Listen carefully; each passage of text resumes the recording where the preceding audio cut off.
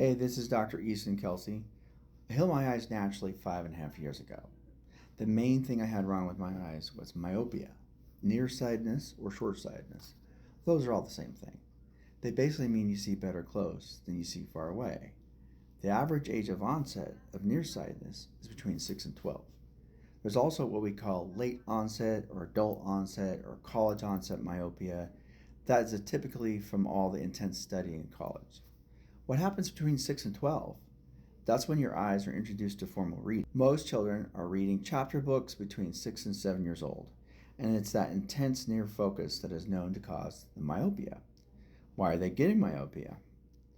The brain says, hey, my eyes are doing a lot of work here. I need to relax the focusing muscles because there's a lot of tension on the muscles that focus and move the eyes inward.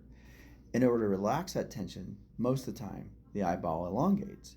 It gets longer, and therefore the light no longer lands on the retina, but falls in front of it. So you have to put a minus lens in front of the eye to diverge the light back to the retina. That's why contacts and glasses help you see better again.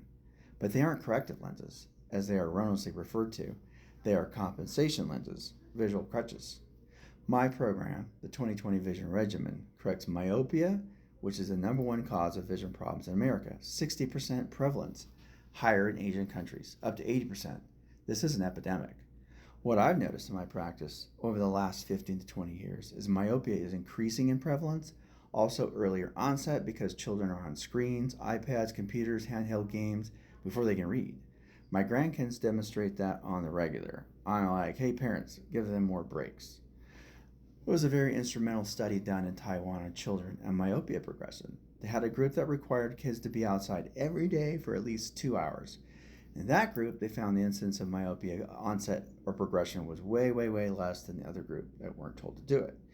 There were two main reasons. One is that when they're outside, they usually are not staring at a book or screen. Most likely are playing around, looking farther away. That's number one. But even more important was the factor that they were getting sunlight in their eyes, which is also a part of my regimen, sun gazing. I help you in getting you back to your factory setting because most likely you weren't born with nearsightedness. Someone commented on another post, you don't know how babies see. That's just not true. Many objective studies show most babies are farsighted. It's not a problem at that age, and they usually grow out of it as they develop with age. So the truth is, myopia is a vision dysfunction of a society addicted to screens. And here I am staring at a screen telling you this. But I get plenty of time away from the screen, and so should you. So here's the big tip. It's called the 20-20-20 guideline. For people who are on screens at least 3 hours a day total, a lot of you guys are 8 to 10 hours of work, then come home and play video games, scroll on phones, stack on several more hours. So for every 20 minutes of screen time, take a 20-second break and look at least 20 feet away. If you're in a cubicle, you don't have a 20-foot throw, just close your eyes. That will help relax those focusing muscles on a regular basis, decrease the risk of nearsightedness or nearsighted progression. That's a huge visual biohack that is worth making habitual. Blessings and namaste.